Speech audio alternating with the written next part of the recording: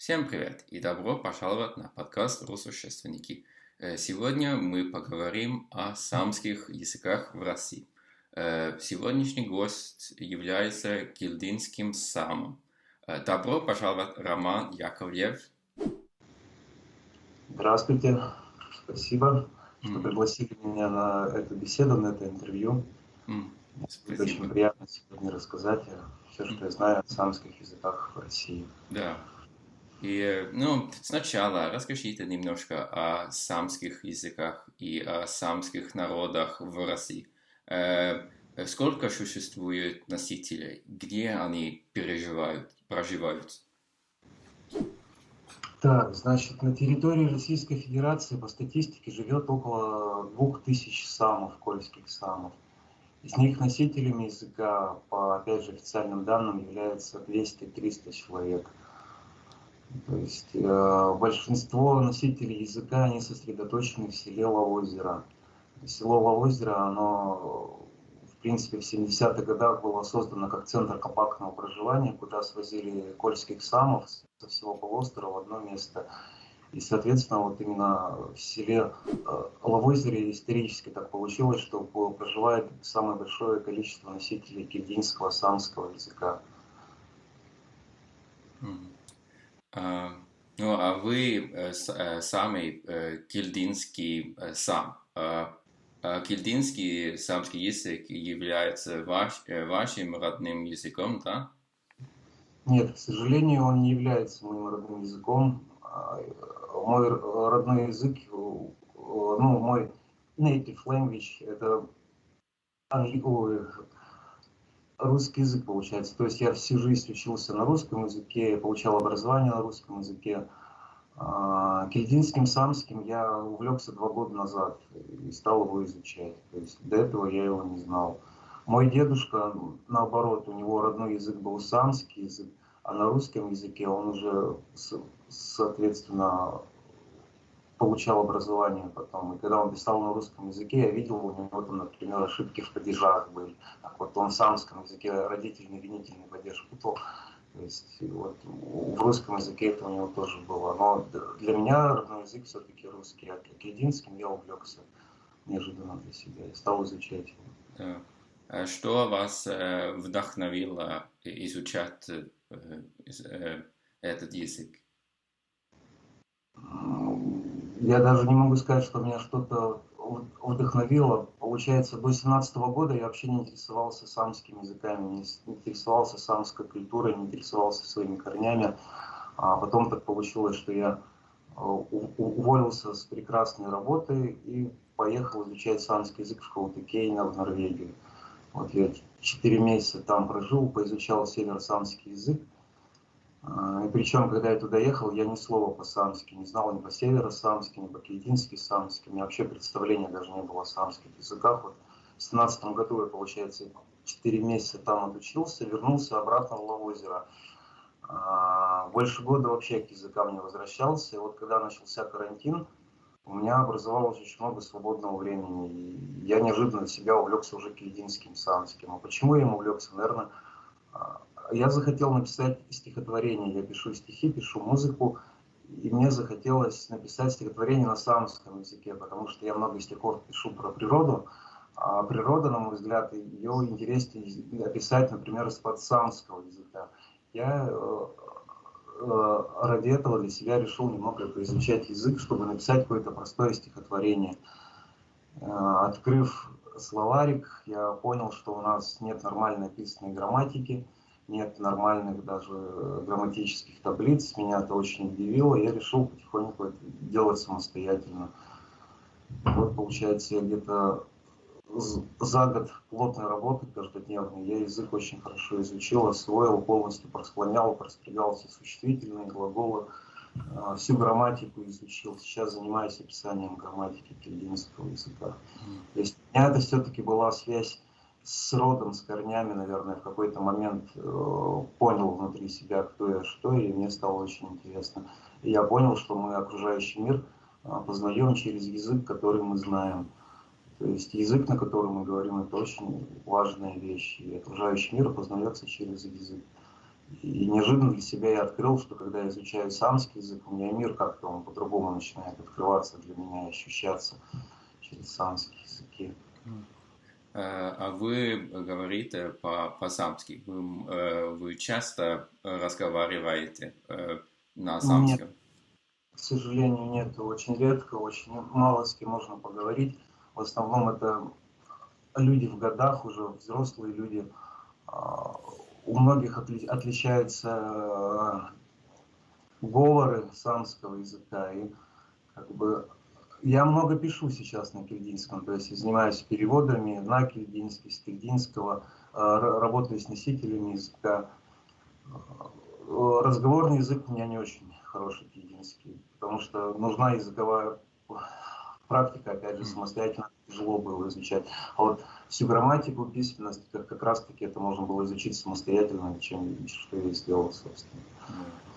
Но существуют ли большие концентрации самскоязычных в России? Как, например, деревня, например. Ну, у нас, получается, вот в селе Лавозеро очень много носителей языка сосредоточено. Наверное, в Лопарской еще станции. То есть буквально несколько населенных пунктов, куда в свое время Самов свозили с Кольского полуострова, собственно, где вот большее количество носителей языка когда-то было, они здесь же остались. Ну, к сожалению, очень мало кто говорит на языке. Язык не живой, его в повседневной речи язык не услышишь практически. Это очень большая редкость, чтобы его услышать. Да, но это но это очень видно, что вы хорошо знаете языки как лингвист, по-моему. Но вы тоже говорили о северном самском языке. И да, и мой вопрос это как сказать, насколько кельтинский, самский отличаются от других самских языков? Я вот когда поизучал северосамский в Калтыкене, потом вернулся к себе в Лавозеро, я около года к языкам не возвращался. Потом, когда открыл кильдинский, я вдруг для себя с удивлением обнаружил, что, например, кильдинский и северосамский, они очень похожи языки. Но в чем основное различие? Северосамский записан, например, с помощью латинской графики, кильдинский записан с помощью кириллицы. Как только слова начинаешь произносить вслух, понимаешь, что это одни и те же слова, которые записаны в разной системе орфографии. Но вот, в принципе, различия между северосамским и кильдинским достаточно большие, потому что если мы на карту посмотрим, то территории были между собой достаточно сильно удалены. Получается, чем дальше были населенные пункты друг от друга, тем у нас, соответственно, язык сильнее менялся и сильнее подвергался влиянию соседних языков. Вот самое главное отличие, на мой взгляд, какое между северосамским и кильдинским. В северосамском сохранилось двойственное число. Мы двое, вы двое, они двое. А в кильдинском это ушло. То есть у нас треть грамматики, она пропала в части глаголов, что очень удобно, на мой взгляд. Но в северосамском, например, нет чередований по твердости, мягкости, полумягкости. А в кильдинском у нас бывают звуки твердые, бывают мягкие, а некоторые даже полумягкие звуки. И более сложная разветвленная система чередований гласного звука, вот это в кильдинском, самском. По звучанию, если их сравнить, северосамский, он более мягко звучит. Там все звуки недостаточно полумягкие. Вот кильдинский, он звучит более русифицированно, звучит грубо достаточно. И вот я еще изучаю сейчас сколото-самский язык. Я вот последние 2 месяца где-то сел, мне очень интересно стало. Занялся переводом книжки, меня попросили перевести маленького принца со сколото-самского на кильдинский. Вот я увлекся еще сколото-самским языком. И вот сколото-самский, он вообще, в принципе, вылитый кильдинский язык.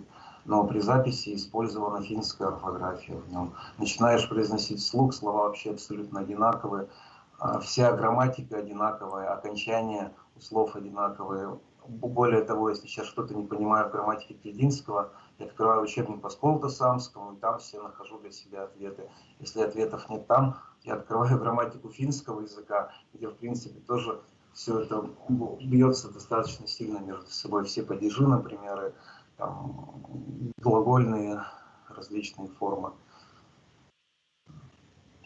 Северосамский, как сказать, он живой язык, на нем общаются. Меня что удивило в Калтыкейне, это когда стоишь вот в очереди в магазине, можно услышать, как люди говорят на настоящем живом языке. То есть у нас он не живой язык, он, к сожалению, находится на грани исчезновения, получается, и он больше переходит в письменную плоскость. Но и с письменностью есть огромные проблемы, потому что нет разработанной нормативной письменности. Существует несколько систем орфографии, несколько алфавитов существует, нет стандартов письменности до сих пор для кельдинского. Вот я, в принципе, над чем работаю сейчас, я хочу, чтобы был нормативный письменный язык, чтобы были разработаны какие-то стандарты, описаны все правила.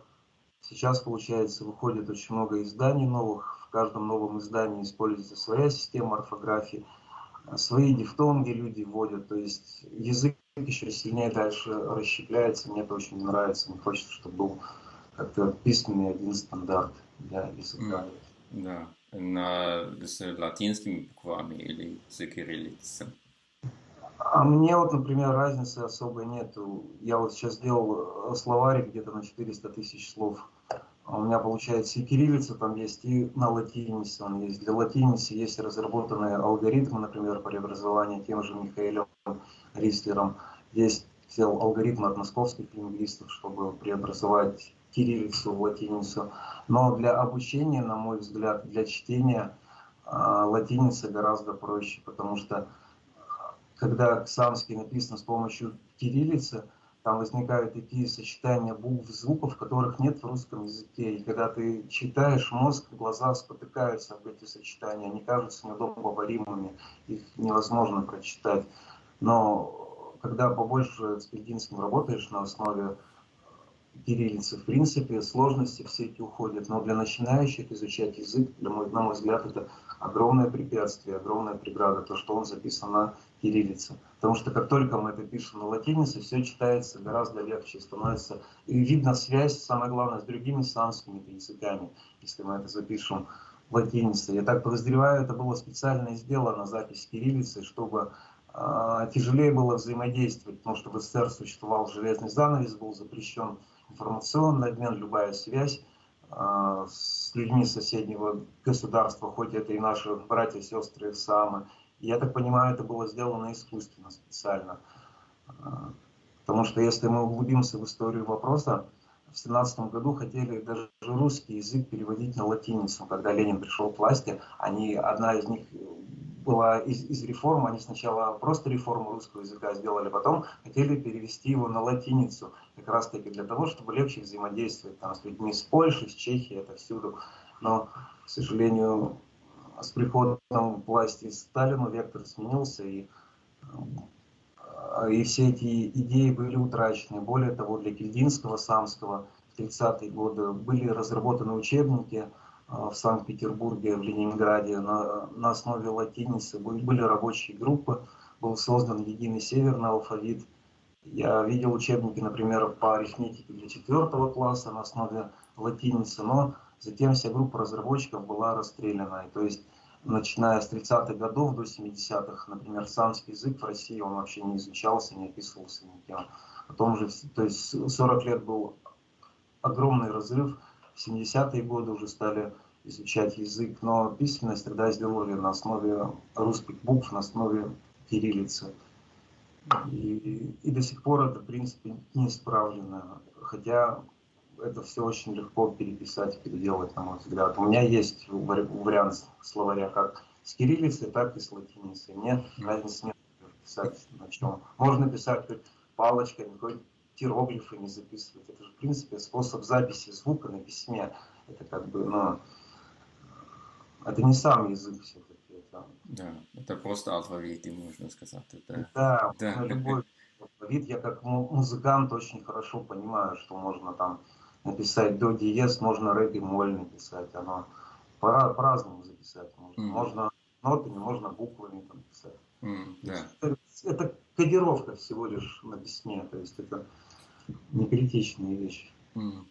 Ну хорошо, а давайте поговорим о ситуации в других странах.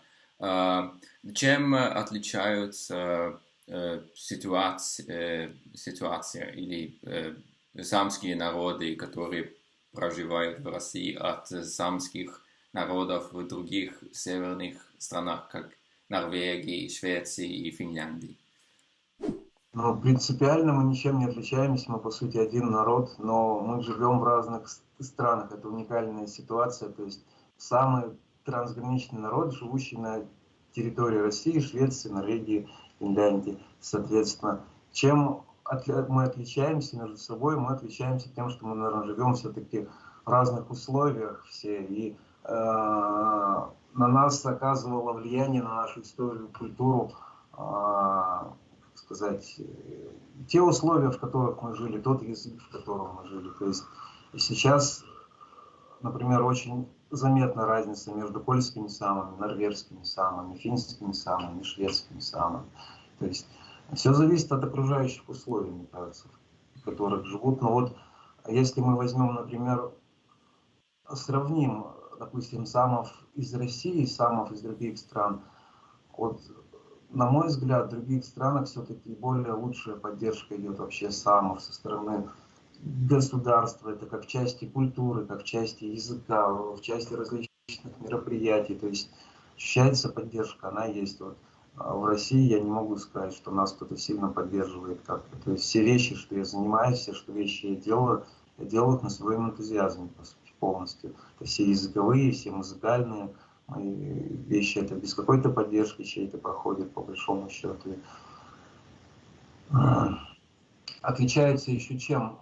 Вот в других странах, скажем так, у самов все-таки больше влияния, чем в России, потому что нас, как сказать правильно, польских самов всего 2000 человек получается. То есть это очень малое количество людей, мы в принципе не способны вообще на что-то влиять. И если тем более учесть, в каком большом государстве мы живем, то есть 2000 человек это просто мизер, и вообще удивительно, поразительно, что нас до сих пор не ассимилировали полностью, не поглотили. То есть... Да. Но самов нет, получают как гранты из государства, чтобы сохранять язык вообще в России, или как Нет, ситуация? гранты всякие есть на самом-то деле. Есть различные государственные программы, выделяются деньги, есть финансирование, но в принципе это финансирование, оно где-то остается в других местах, то есть оно до конкретных людей не доходит на самом деле, по большому счету. То есть, если мы официально, статистически посмотрим, туда выделяются деньги, проводятся какие-то мероприятия. Если мы посмотрим, что на самом деле происходит, мы поймем, что это все фикция, как бы. А красиво на бумаге, как говорится, а на деле ситуация абсолютно другая. М. А К Вы, сожалению. вы думаете, что достаточно ли делается, чтобы сохранять самский язык в России? Но в Норвегии это наоборот, можно сказать. Но как ситуация в России? В Норвегии у них есть ресурсы, у них есть численность людей, у них есть ресурсы, в моем понимании, как финансовые ресурсы, так и ресурсы в виде образовательных учреждений, ресурсы в виде специалистов. То есть у них налажена система, которой у нас нет. На мой взгляд, получается все-таки поддержка, конечно, недостаточная. То есть оно все, поддержка есть, но она как бы такая на уровне бумаг. То есть я могу привести очень простой пример, например. 40 лет у нас идут споры вокруг двух букв алфавита в самском языке. То есть Есть официальная позиция правительства властей, что у вас, дескать, нет утвержденного алфавита. Хотя вот есть утвержденный алфавит. 40 лет идут споры вокруг двух букв. Работы все по изучению языка стали в 90-х годах. Я человек, вот я не, как сказать, я не лингвист, я не филолог, но я взял вот самский язык и за год его перебрал весь полностью, как мог, просклонял, проспрягал. Я, например, не понимаю, почему это не было сделано ранее, потому что у нас уже язык лет 30 пытаются сохранить, на самом-то деле. Но, к сожалению, я не знаю просто, как это словами описать, если честно. Ну да, ну, это грустная ситуация. Ситуация очень грустная, на самом-то деле. Да, ну это очень интересно, потому что я знаю ситуацию в Норвегии, по-моему, это наоборот, это там это обязательно, что все государственные документы написаны на самском языке или на северном самском языке, потому что там он имеет официальный статус языка. Да, и тоже в паспортах там тоже написано на северном самском, да, и в северной Норвегии, особенно в некоторых деревнях, и там практически все говорят по-самски. Потому что самский язык имеет официальный статус, у него есть утвержденная письменность, алфавит, а у нас, получается, если мы официально на самский язык поглядим в России, у нас нет даже утвержденного алфавита, это официальная позиция властей. Они говорят, о чем вы говорите, если у вас нет даже алфавита утвержденного. Алфавиты есть, их много видов, все описано, сделано, просто у меня ощущение, что у нас этим никто не занимался никогда по-настоящему, по-серьезному. Все, что нужно, создать какую-то некую структуру, небольшую самскую лабораторию, несколько человек заинтересованы туда, условно говоря, штат людей небольшой, просто сделать минимальное даже финансирование какое-то, на это выделить, и работа бы давным-давно уже бы сдвинулась бы с места, но этого не происходит ничего. Да. Ну, давайте поговорим немножко о культуре самских народов. По-моему, это первый вопрос, можно сказать. Самские народы считают себя как одним народом, или, например, как это существует много самских языков, но все равно они все равно считаются себя одним народом. Как отличаются от других самских культур от друг друга?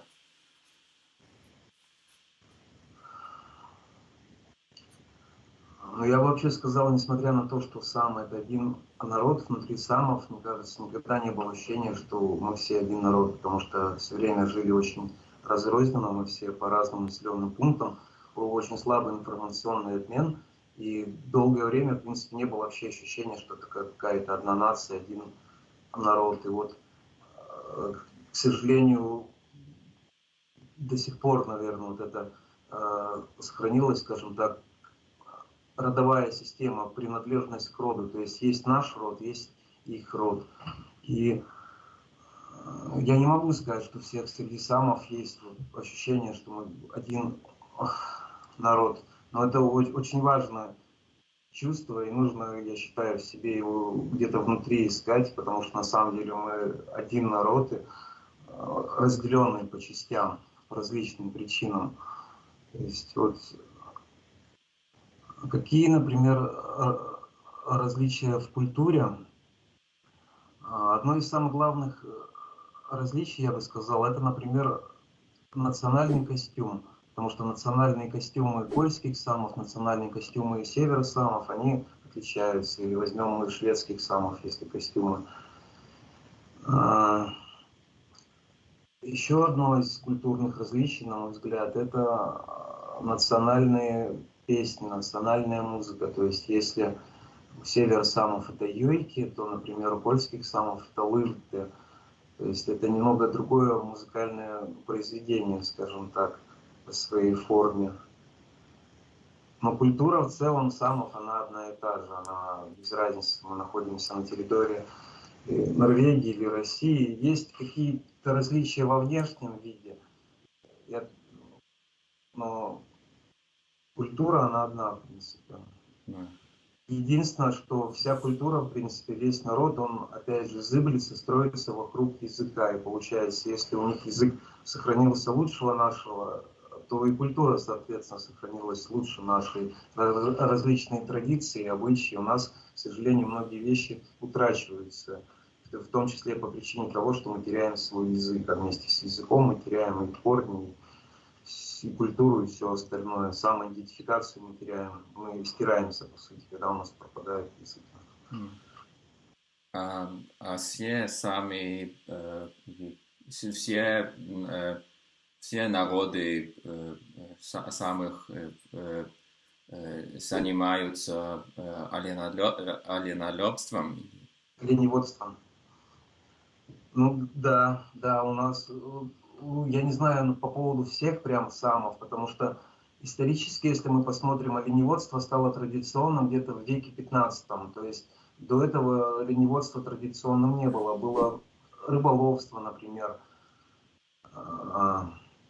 Но до сих пор вот оленеводы есть как в Норвегии, так на территории России. Есть потомственные оленеводы.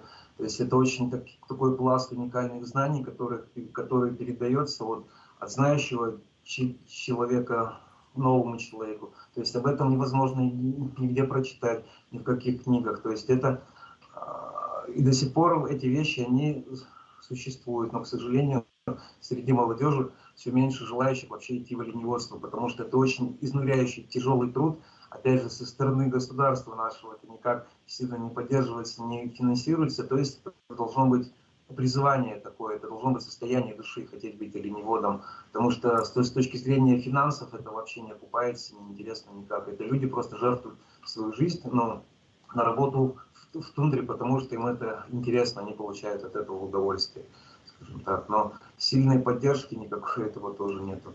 И, как сказать, оленеводство, оно не развивается на территории Кольского полуострова особо, хотя у нас есть все ресурсы для этого необходимые. Развитие оленеводства, но... Да. Ну, это очень интересный факт, что в Норвегии по законам только самские, только сами могут заниматься оленоловством. Человек со стороны не может стать оленеводом. Да. Норвежцы не могут по законам, да. Только надо доказать, что вы сами, чтобы заниматься оленоловством. Это, опять же, как-то оговаривает законы. Я так понимаю, в Норвегии гораздо меньше ресурсов в виде кормовой базы для тех же оленей. То есть там, если их много развести, условно говоря, им завтра кушать будет нечего. То есть на территории Кольского полуострова таких проблем нет. В принципе, оленеводством может заниматься любой. Другой вопрос, что, например, открыть самскую общину, то есть некое юридическое лицо, чтобы получать субсидии от государства, может только сам. И более того, это должен быть сам, который проживает в местах компактного проживания. То есть, если я сами живу в Мурманске, я не могу открыть самскую общину. Если я сам из Лавозера, из места компактного проживания самов, я имею право открыть юридическое лицо, получать раз в год какую-нибудь субсидию небольшую от правительства Мурманской области и заниматься оленеводством, например. То есть у нас вот это так устроено. Но, в принципе, оленеводством может заниматься любой человек, быть оленеводом. Но получать на это субсидии только могут самы, получается. И то проживающий на территории компактного проживания самов. То есть не любой сам с Мурманской области может, только сам из Лавозера. То есть, например, ловить рыбу сетями, могут сам из Лавозера при наличии бумаг и разрешений. Если ты из Лавозера, но ты не сам, ты не имеешь права ловить рыбу сетями в озере. То есть вот такие забавные вещи бывают. И, как сказать, местное население не всегда этому рады, потому что, условно говоря, я и мой сосед, я вот имею право ловить рыбу, а мой сосед не имеет права ловить рыбу сетями. Его, конечно, это возмущает несколько. Но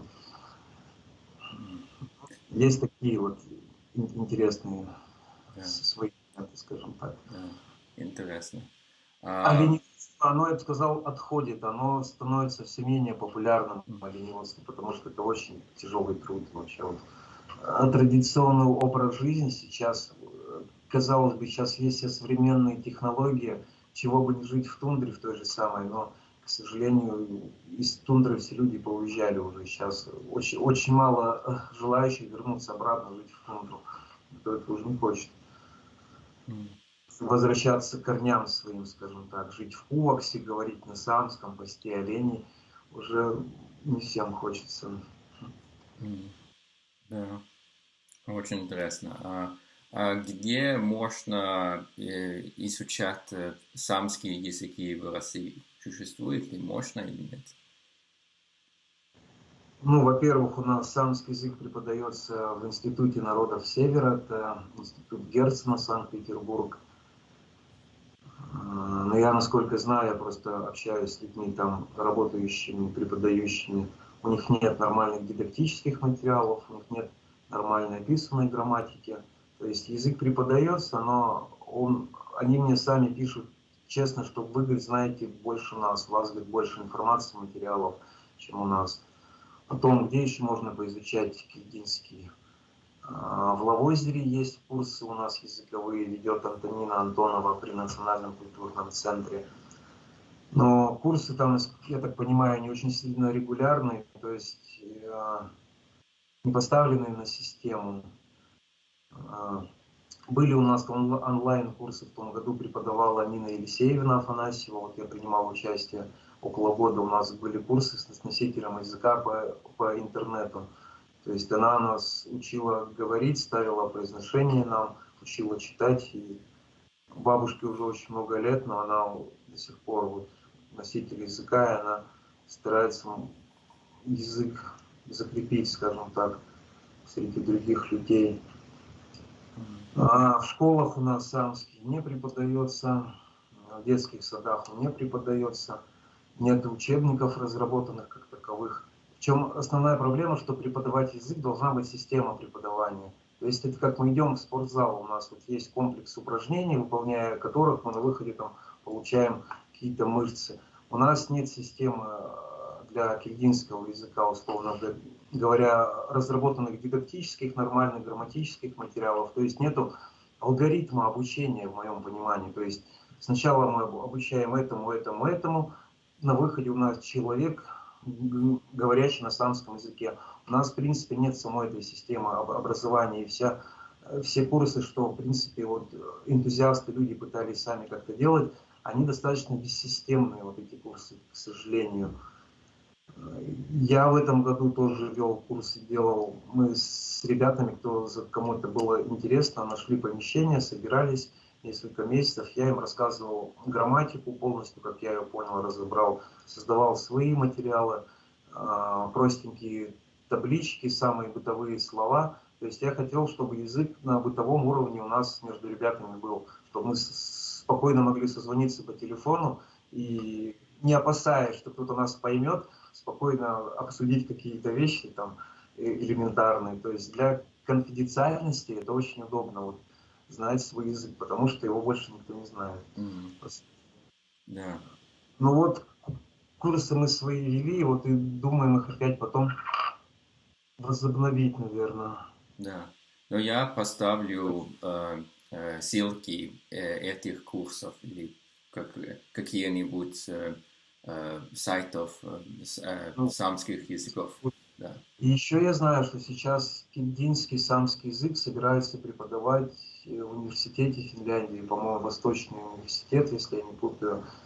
Там эта информация от Михаила Рислера, я с ним списывался это полгода назад, что они собираются готовить преподавателей по кильдинскому. Ну, это вот в Финляндии, там вот. Да, Где вот этот кильдинский наш язык, к сожалению, у нас никто тут преподавателей готовить не собирается. Да. Ну хорошо, я поставлю ссылки в описании, да, если кто-то интересно. Ну хорошо, а вы сказали, что вы написали некоторые стихотворения на кильдинском. А можете читать их нам? Куэся бриман альм вехтлуве, куэся бриман тервли ом пальм, куэся бриот мун кича алма, куэся бриман мун верта тон, куэся брабр вансмень варвара, мун калва суль, вуйк певла эл, куэся бривал, мун лулька эльмань, куэся бриман мун тата пею. Куэся обревал, пуккис янюэсь, надьеда нуэтел, яваска имлать. Мэйт абравал, кешхана он пеев, мэйт абравал, вехте кеджлув. Стихотворение «Зачем идет дождь?» Why is rains? Интересно, да. Да, очень интересно слушать. Да. Ну, хорошо. Я думаю, что это все. Спасибо вам огромное, что вы пришли на подкаст. Спасибо вам огромное, было очень приятно пообщаться, Да. поделиться своими мыслями, переживаниями. Извиняюсь, если где-то получилось это эмоционально. Я от души все. Да. А как сказать «до свидания» на кирлинском? Уинлеттем рая. Улятем рая. Уинлеттем рая. See you later. Mm. Уинлеттем рая. Улятем рая. Свидание до уйне смотреть, уинле посмотреть, уинлетте осмотреться, уинлеттем ну, до встречания, до свидания, по сути, это слово, если перевести. Уинлеттем рая. Как буквально. Ну, хорошо. Улятем райна. Да, хорошо. Хорошо, спасибо вам. До свидания. Всего доброго.